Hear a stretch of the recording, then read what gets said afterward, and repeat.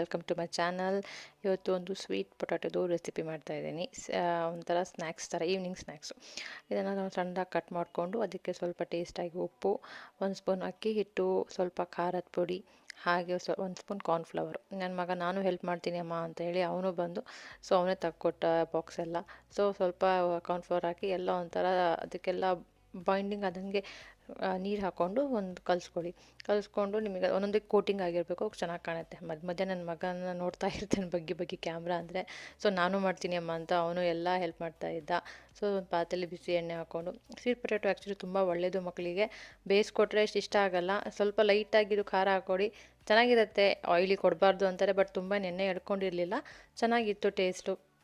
ನನ್ನ ಮಗನಿಗೂ ಇಷ್ಟ ಆಯಿತು. ಬೇಯಿಸ್ಕೊಟ್ರೆ ಅವನಿಗೆ ಅಷ್ಟು ಇಷ್ಟ ಆಗಿಲ್ಲ. ಪೊಟ್ಯಾಟೊ ತಿಂತಾನೆ, ಸ್ವೀಟ್ ಪೊಟ್ಯಾಟೊ ಯಾಕೋ ಅಷ್ಟು ತಿಂದಿಲ್ಲ.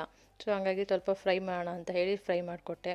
ಅವನು ಸೇರ್ತೀನಮ್ಮ ನಾನು ಮಾಡ್ತೀನಿ ಅಂತ ಪಕ್ಕದಲ್ಲೇ ಕುರ್ಚಿ ಹಾಕ್ಕೊಂಡು ನಿಂತ್ಕೊಂಡು ಸ್ವೀಟ್ ಪೊಟ್ಯಾಟೊನ ಇಬ್ಬರು ಸೇರ್ಕೊಂಡು ಮಾಡಿದ್ವಿ.